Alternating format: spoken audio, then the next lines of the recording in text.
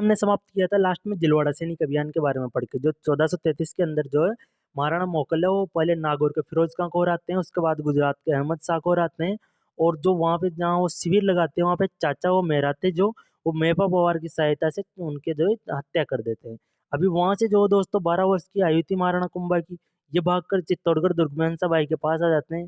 हंसाबाई जो है दोस्तों वो इनकी दादी थी। अब यहाँ पे आने के बाद में यहाँ आ जाते हैं और जो सभी सरदार है उनके सामने ये जो सिंहासन होता है उस पर अपनी तलवार रख देते हैं और ये कहते हैं कि आज से जितने भी सरकारी नियम है, जितनी भी सरकारी मोहर है और जो आदेश है वो मेरे नीचे से निकलेंगे, और जिस किसी को भी इससे आपत्ति है वो यहाँ से मेरी तलवार को हटा के दिखा दे। तो जो मेवाड़ के जितने भी सरदार थे उनमें से किसी में भी हिम्मत नहीं हुई कि इनकी तलवार को हाथ भी लगा सके या छू भी सके। तो ये जो दोस्तों 1433 में शासक बन जाते हैं, 1433 के अंदर ये बन जाते हैं शासक। अब बात करें दोस्तों इनकी आयु की, तो उस वक्त इनकी जो आयु थी दोस्तों तो वो थी इनकी 12 वर्ष। 12 वर्ष के थे। अब सबसे पहले दोस्तों शासक बनने के बाद में ये क्या करते हैं, इनके जो पिता के जो हत्यारे थे मेपा पवार चाचा और मेरा, इनको मारने के लिए ये सबसे पहले इनसे बदला लेने की रणनीति बनाते हैं। अब ज्यों ही जो वो तीनों उनको मालूम चलता है मेपा पवार चाचा और मेरा को कि जो महाराणा कुंभा वो शासक बना दिए गए हैं, तो वो जो मेवाड़ से भाग जाते हैं और मालवा के शासक होते हैं महमूद खिलजी, उसके पास में वो चले जाते हैं, वहाँ पे जाके वो शरण ले लेते हैं। अब जो महाराणा कुंभा है वो एक पत्र लिखते हैं महमूद खिलजी को कि तुम जो ये मेवाड़ के शत्रु है तो इन्हें मेवाड़ के हवाले कर दो। तो वो इन्हें कहते हैं कि जो मालवा है वो मेवाड़ का कोई गुलाम नहीं है, तो कि मेवाड़ की जो आदेश की पालना करें, तो यदि मेवाड़ में साहस है तो आके यहाँ से अपने शत्रुओं को ले जाओ। तो ये बात जो महाराणा कुंभा को बहुत बुरी तरीके से चुभी, तो इन्होंने जो मालवा पर हमला बोल दिया और वहाँ से जो दोस्तों महमूद खिलजी को ये बुरी तरीके से हरा देते हैं, बंदी बना लेते हैं और 6 महीने तक महमूद खिलजी को बंदी रखते हैं, फिर हरजाना लेके छोड़ देते हैं। और रही बात जो है दोस्तों मेपा पवार चाचा और मेरा, तो वो जो है अपनी पगड़ी को महाराणा कुंभा के जो है पैरों में रख देते हैं और इनसे माफ़ी मांग लेते हैं और तुरंत उसी समय जो महाराणा कुंभा उन्हें माफ़ कर देते हैं और छोड़ देते हैं। अभी फिर जो दोस्तों इनकी जो दादी है हंसाबाई, कौन दोस्तों, दादी इनकी हंसाबाई।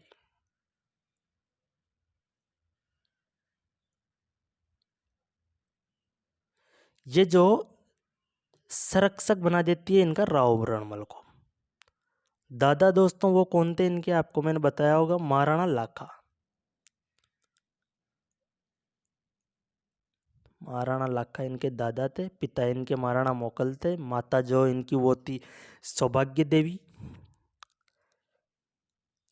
अब जो दोस्तों इनको जो कई सारी उपाधियां मिले, एक बहुत महान शासक हुए तो इनको कई सारी उपाधियां मिलती है, और जो दोस्तों कीर्ति स्तंभ प्रशस्ति के अंदर हमें इनकी 108 उपाधियों का उल्लेख मिलता है। कितनी दोस्तों, 108 उपाधियों का उल्लेख मिलता है। उनमें से कुछ मुख्य मुख्य उपाधियां हम पढ़ेंगे। एक तो जो दोस्तों इनको कहा जाता था अभिनव भट्टाचार्य, क्या अभिनव भट्टाचार्य, और वो क्यों कहा जाता था, ये जो दोस्तों संगीत प्रेमी थे, तो संगीत प्रेमी होने के कारण अभिनव भट्टाचार्य भट्टाचार्य कहा जाता था। एक इन्हें कहा जाता था राणो रासो, क्योंकि ये एक बहुत अच्छे साहित्यकार थे, साहित्य में बहुत रुचि रखते थे, तो इस वजह से इन्हें जो बहुत सारे साहित्यकारों को ये आश्रय देते थे अपने दरबार के अंदर और साहित्यकारों का वो अच्छा सम्मान करते थे, तो इन्हें राणो रासो कहते थे। एक इन्हें कहा जाता था हिंदू सुल्तान, क्योंकि ये एक बहुत महान हिंदू शासक हुए जिसके चलते इन्हें हिंदू सुल्तान कहा गया। एक कहा जाता था इन्हें टोडरमल, क्योंकि टोडरमल आपको पता है मुगल दरबार में बहुत ही वाकपटुता के अंदर यानी कि चालाकी के अंदर बहुत ज़्यादा माहिर थे, बहुत चालाक थे, तो इनका भी जो उनकी तरह दिमाग था, बहुत चालाक थे ये भी, तो इस वजह से इन्हें वाकपटुता के कारण टोडरमल कहा जाता था। एक जो दोस्तों इन्हें हाल गुरु कहा जाता था, भाल गुरु भी कहा जाता है और हाल गुरु भी। हाल गुरु क्यों कहा जाता है, क्योंकि ये पहाड़ी दुर्गों में मतलब पहाड़ों के अंदर बहुत निपुण थे युद्ध लड़ने करने के अंदर, तो इस वजह से इन्हें पहाड़ी दुर्गों का स्वामी होने के कारण हाल गुरु कहा जाता है। एक इन्हें छाप गुरु कहा जाता है, क्योंकि छापामार युद्ध पद्धति थी उसके अंदर ये बहुत अच्छे तरीके से निपुण और दक्ष थे, इस वजह से इन्हें छाप गुरु कहा जाता है। भाल गुरु कहा जाता है क्योंकि भाला कौशल युद्ध के अंदर ये दक्ष थे, इस वजह से। और राज राजेश्वर की, नंदीश्वर की, महाराजाधिराज, महाराज राजाधिराज, ये सारी उपाधियां इन्हें मिली हुई है। अब दोस्तों होता क्या है, इसके बाद में क्या कहानी होती है, जो राव रणमल है जिसको हंसाबाई जो है इनका जो वो बना देती है संरक्षक, यहाँ पे बना देती है संरक्षक। अब राव रणमल आ जाते हैं यहाँ पर, महाराणा कुंभा की होती है आयु छोटी। अब ये जो दोस्तों आते क्या है, वहाँ से आते हैं तो मारवाड़ के कुछ सरदारों को भी अपने साथ लेके आते हैं। अब ये क्या करते हैं, जो मतलब ऊंची पोस्टें होती है, जो ऊंचे ऊंचे पद होते हैं, उन पर जो है मारवाड़ के सरदारों को नियुक्त करने लग जाते हैं और मेवाड़ के सरदारों को निकालने लग जाते हैं। तो यहाँ से जो मेवाड़ और मारवाड़ राज्य के अंदर होने लग जाते हैं मतभेद, क्योंकि मेवाड़ के जो सारे सरदार थे वो इनसे नाराज होने लग जाते हैं। तो होता ये है, हंसाबाई ने जो मारवाड़ के रणमल को मेवाड़ बुलाकर संरक्षक बना दिया इनका। अब इन्होंने जो चाचा मेरा का वध कर दिया था, जब उनका वध किया था तब ये जो तीनों साथ साथ थे। एक तो राव रणमल, इनके चाचा राव रणमल थे, महाराणा कुंभा थे, और इनके जो चाचा है चुंडा, ये तीनों गए थे और उनका वध कर दिया था। अब जो रणमल का जो वर्चस्व बढ़ा, इसने जो मारवाड़ के राठौर सरदारों को मेवाड़ में नियुक्त कर दिया, जिससे मेवाड़ के सरदार नाखुश थे। और जो है दोस्तों, एक मुख्य क्या हुआ कि रणमल ने जो मेवाड़ के सरदार थे एक राघव देव, इनकी जो हत्या करवा दी, इनकी करवा दी हत्या। इस वजह से सारे हो गए नाखुश मेवाड़ के सरदार। अब राव रणमल से सभी सरदार हो गए नाखुश, और ये चले गए चुंडा सिसोदिया के पास। ये कौन है दोस्तों, ये जो महाराणा कुंभा के जो चाचा है, जो वनों के अंदर चले गए थे, तो इन्हें बुला लाए ये। अब जो महाराणा कुंभा को लगा कि इनकी दादी के चलते ये जो राव रणमल को कुछ कह नहीं पा रहे थे, तो फिर जो चुंडा सिसोदिया और कुंभा ने सोचा कि कुछ ना कुछ तो करना पड़ेगा राव रणमल का, क्योंकि मेवाड़ की सियासत थी, उस पर राव रणमल का जो नज़रें थी, तो उसको देखते हुए महाराणा कुंभा को लगा कि अभी कुछ ना कुछ करना ही पड़ेगा, अभी पानी जो सर से ऊपर निकल गया है। तो इन्होंने जो महाराणा कुंभा और चुंडा सिसोदिया ने 1436 में जो रणमल का जो काम खत्म कर दिया, यानी इनकी हत्या कर दी। यहाँ पे ये होता है। अब चुंडा सिसोदिया और आहड़ हिंगोला, जो इसके बाद में जो रणमल का पुत्र था, कौन था, जोधा, वो वहां से भाग जाता है इसकी हत्या के बाद में। कौन भाग जाता है दोस्तों, 1 मिनट में लिख के आपको थोड़ा समझा देता हूँ ताकि आपको याद भी रहे।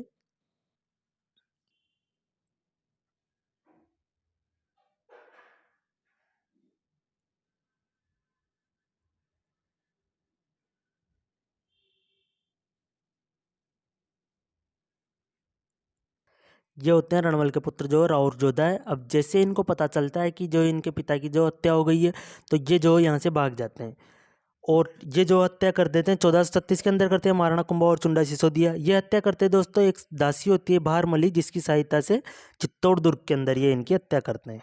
तो ये कहाँ करते हैं, कभी एक पूछ लिया जाए तो ये भी आप लिख लीजिए, दासी की सहायता से, भारमली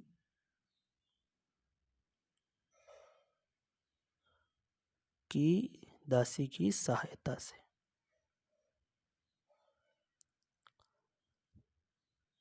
कहाँ करते हैं, तो वो करते हैं चित्तौड़ में।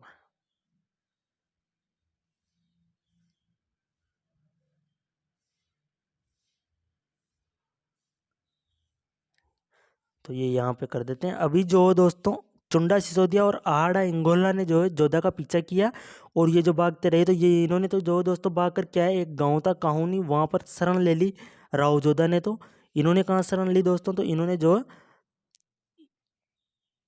ये यहाँ पे मैं लिख देता हूँ, शरण कहाँ ली, काहुनी गांव में।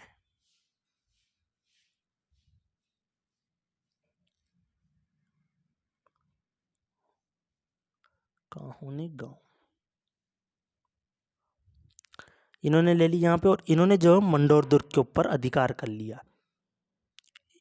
किसने किया, चुंडा सिसोदिया और आहड़ा इंगोला ने जोधा का पीछा किया और मंडोर दुर्ग पर अधिकार कर लिया। अभी इसके बाद में चलते हैं हम आगे। अभी दोस्तों हम थोड़ा समझते हैं राव जोधा के बारे में। अभी मैंने आपको बताया ये जो शरण लेते हैं वो कहाँ पे लेते हैं, ये लेते हैं काहुनी गांव के अंदर शरण, काहुनी गांव में यहाँ ये शरण लेते हैं, यहाँ पे शरण लेते हैं। और मंडोर दुर्ग का मैंने आपको बताया, जैसे कि ये है मंडोर दुर्ग। ये जो दोस्तों चुंडा सिसोदिया जो है, ये अहाड़ा हिंगोला को संभला देते हैं। तो यहाँ पे जो होते हैं वो होते हैं अहाड़ा हिंगोला।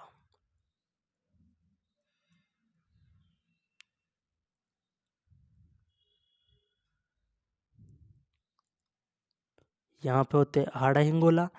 अब दोस्तों ये जो 15 वर्षों तक काहुनी गांव में संघर्ष करते हैं, क्या करते हैं, यहाँ पर जो है संघर्ष करते हैं ये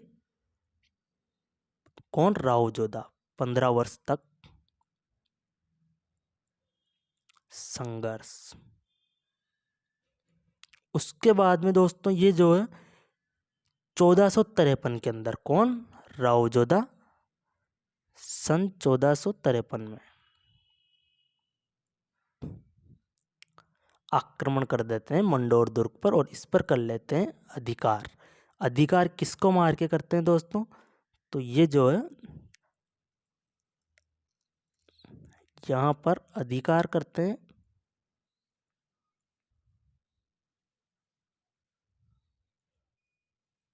आहाड़ा हिंगोला को मार के।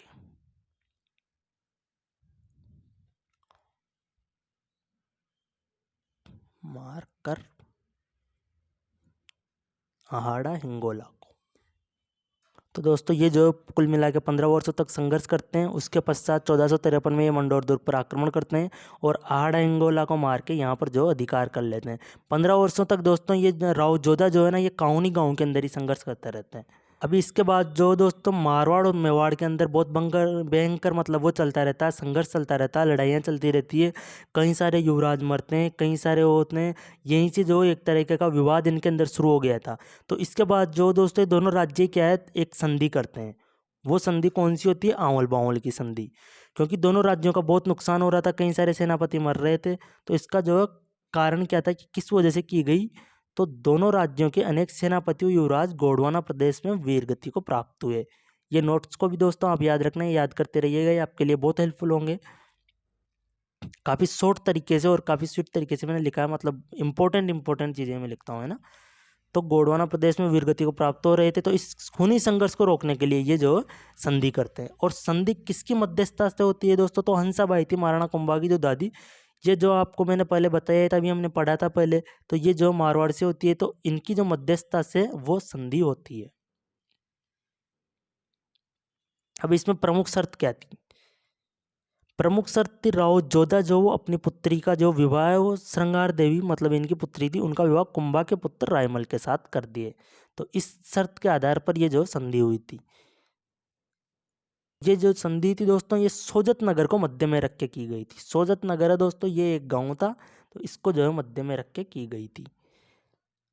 अब की किस तरीके से थी दोस्तों, इसमें जो की थी, आंवलों के पेड़ थे एक तो, और एक थे बबूल के पेड़। तो उसकी सीमा को निर्धारित करके उसको देखते हुए ये संधि की गई थी। एक तरफ तो जो दोस्तों ये आंवले के पेड़ थे कुछ इस प्रकार से, और जो दोस्तों दूसरी तरफ जो थे, दूसरी तरफ थे दोस्तों, दूसरी तरफ जो ये कुछ इस प्रकार से बबूल के पेड़ थे। इधर बबूल के पेड़ों को रख के की गई और इधर जो आंवलों के पेड़ों को रख के ये संधि की गई। और जो सोजत नगर जो था इसको रखा गया मध्य के अंदर। तो दोस्तों जो है ये मारवाड़ है, इसमें तो बबूल के पौधों को रख लिया गया है इधर की तरफ। तो ये लीजिए, मैं यहाँ पे लिख देता हूँ, मारवाड़। तो जो दोस्तों मारवाड़ की तरफ तो जो है बबूल के पेड़ों को रख लिया गया, इधर मेवाड़ की तरफ जो है आंवले के पेड़ों को रख लिया गया, और जो मध्य के अंदर है जो वो रख लिया गया सोजत नगर, एक ये गांव है, इसको रख लिया गया मध्य के अंदर। तो ठीक है दोस्तों, ये कुछ प्रकार आंवल की, इस प्रकार आंवल बावल की संधि हुई जो हुई थी 1453 के अंदर, इसको आप याद रखिएगा। अभी आगे चलते हैं दोस्तों, अब हम महाराणा कुंभा के जो प्रमुख सैनिक अभियान के बारे में पढ़ते हैं। ये दोस्तों जैसा कि मैंने आपको बताया, एक महान शासक हुए, जिस तरीके से इन्होंने एक से एक युद्ध लड़े, बहुत सारे ऐसे शासक थे जिनको इन्होंने धूल चटा दी थी और बहुत बुरी तरीके से युद्ध में हराया था, परास्त किया था बहुत सौ। सबसे पहले हम पढ़ते हैं आबू विजय के बारे में। ये जो महाराणा कुंभा थे, इनका जो प्रथम सैनिक अभियान था, ये महाराणा कुंभा का प्रथम सैनिक अभियान था दोस्तों।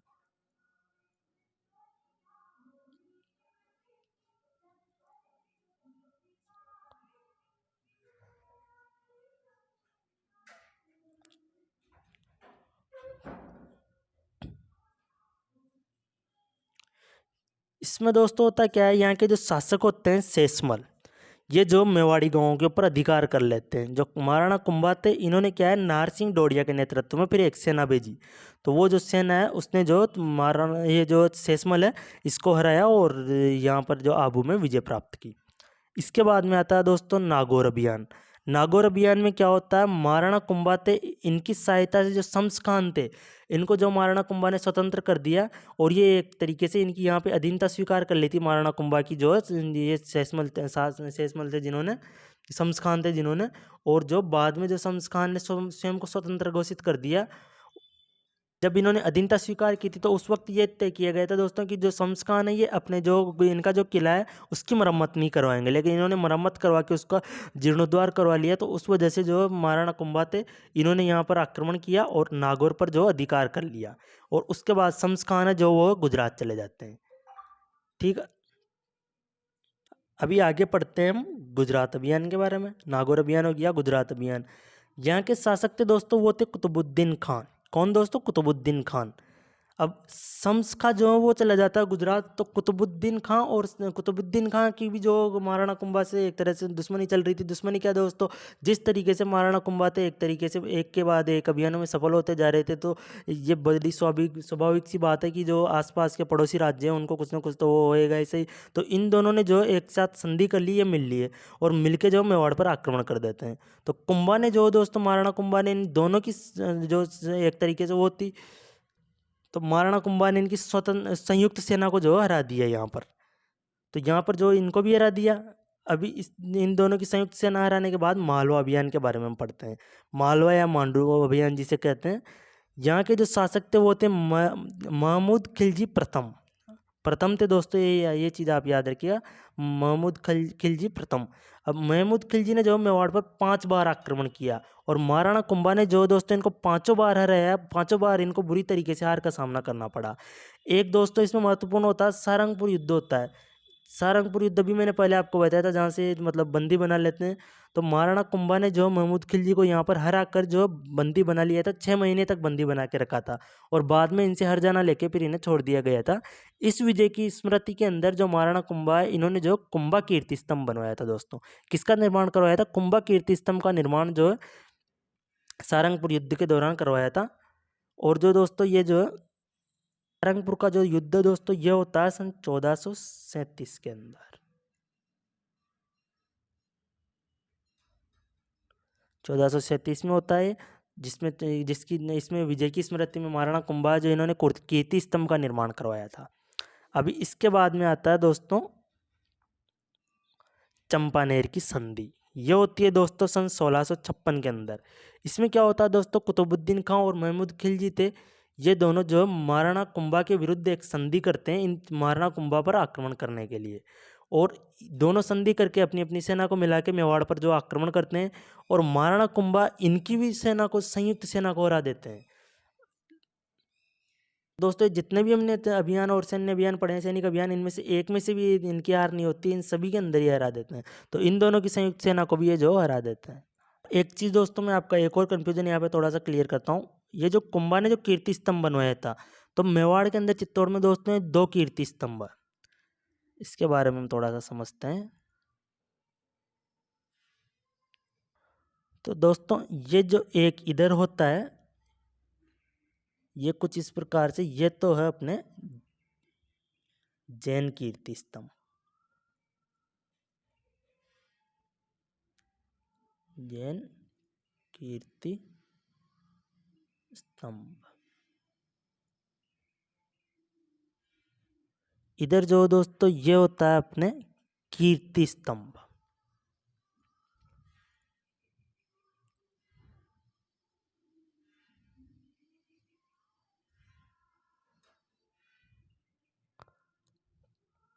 यह है कीर्ति स्तंभ। इसका निर्माण होता है दोस्तों सन 1440 के कुंभा के द्वारा करवाया जाता है। कुंभा कब करवाया जाता है? तो ये होता है 1440 से लेके 1448 तक।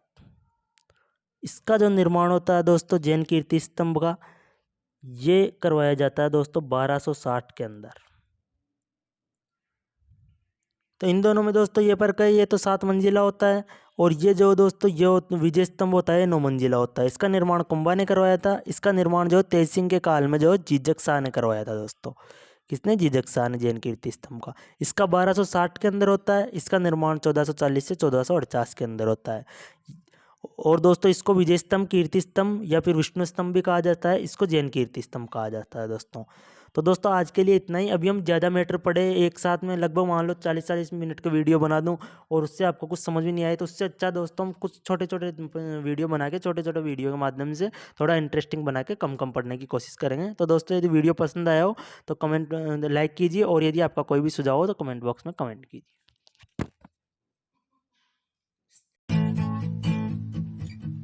Subscribe now and press the bell icon.